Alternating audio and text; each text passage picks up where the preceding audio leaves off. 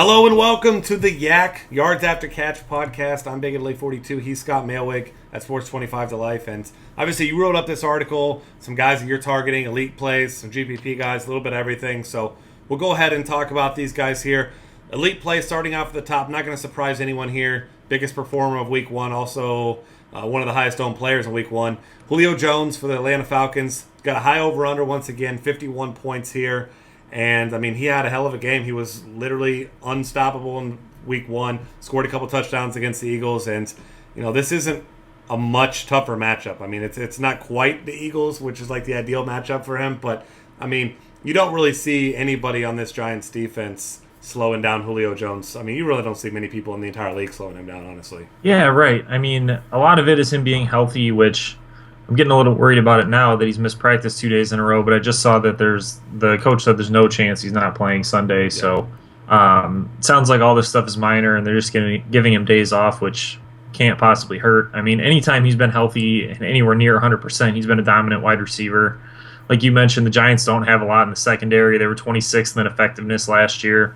Obviously gave up 350-plus yards through the air to Romo and the Cowboys last week. And a lot of that was without Dez Bryant, who, I mean, at his best is probably, I would say, on par with Julio Jones. So, like, I mean, it just feels like another great matchup for him that he's probably going to be rightly the top-owned wide receiver again.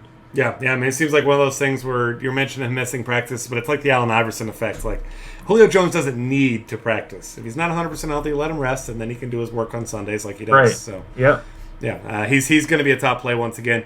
Next up, Calvin Johnson, a guy that, I mean, it wasn't really his fault that he didn't perform in week one. He just wasn't targeted very much. He had that early 28-yard catch and then just not a lot after that. But a lot of that was due to Matt Stafford struggling in the second half like he's done at times. And I saw something earlier. Golden Tate said that Matt Stafford couldn't feel his fingers in the second half because he had gotten taken a hard hit like directly on his hand. So maybe that was part of it. I mean, Stafford looked terrible in that second half. But if you can just get Calvin Johnson involved, any matchup, I mean, he's one of those guys that we were talking about last week. He's still one of the best players at any position in all of football, but nobody really talks about him that much. So certainly a guy that's going to go under the radar, and I mean, he should have even lower ownership than he had last week. So this is a guy that really, really under the radar, but he shouldn't be.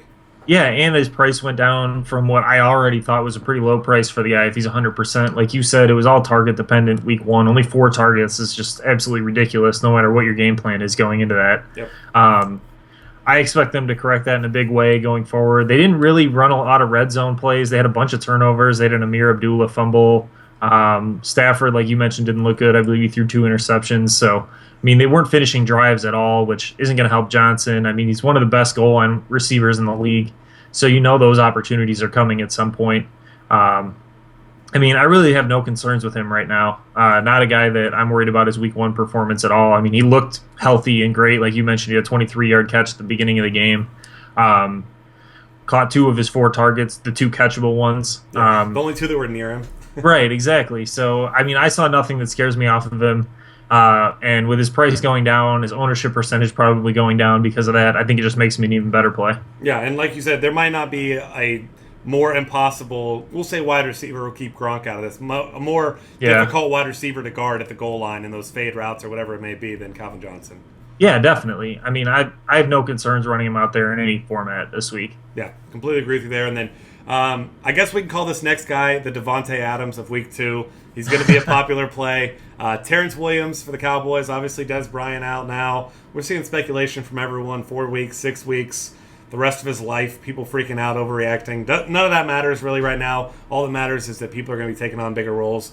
And we've seen Terrence Williams be a deep threat before.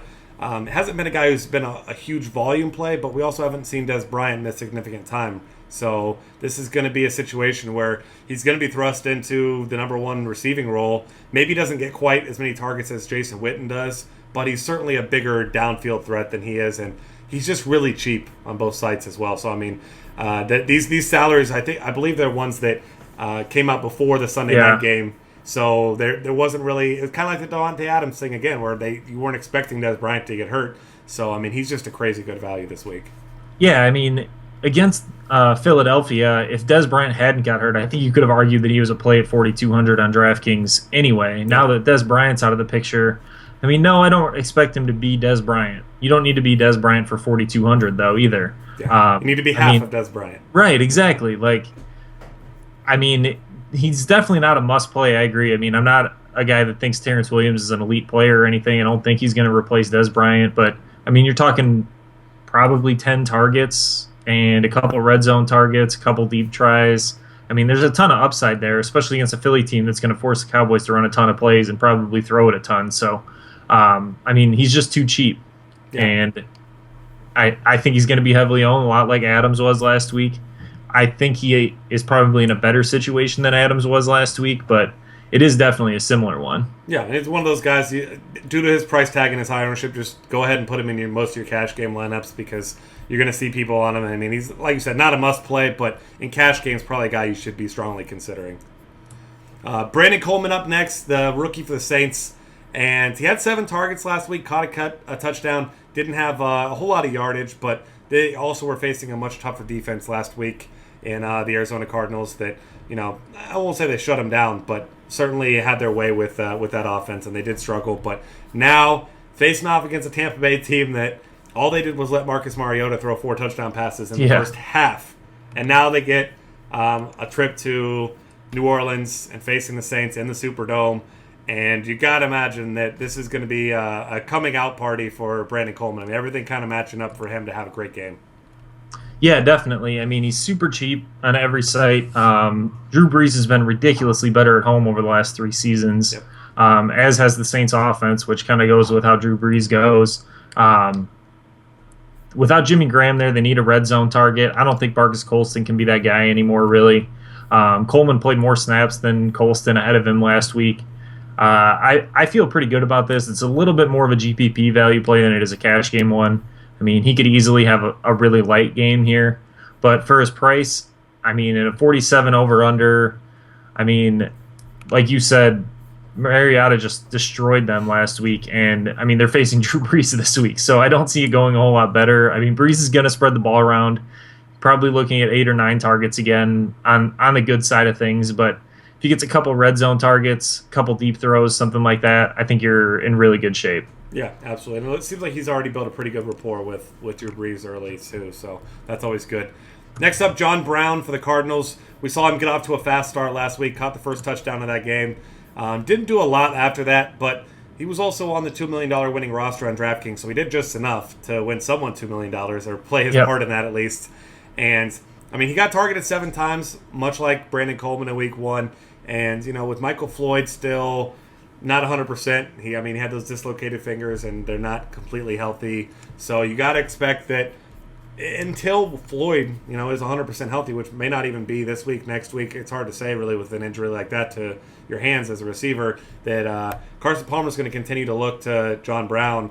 And, Carson Palmer looked great, so he's certainly going to be able to spread the ball around, especially with Andre Ellington out. This is going to be a pass-first attack. Yeah, definitely. I agree with basically everything you said. I'm not even overly worried about once Floyd gets healthy right now. I mean, Arizona plays a ton of 3 wide receiver stuff. Palmer looked great Week 1.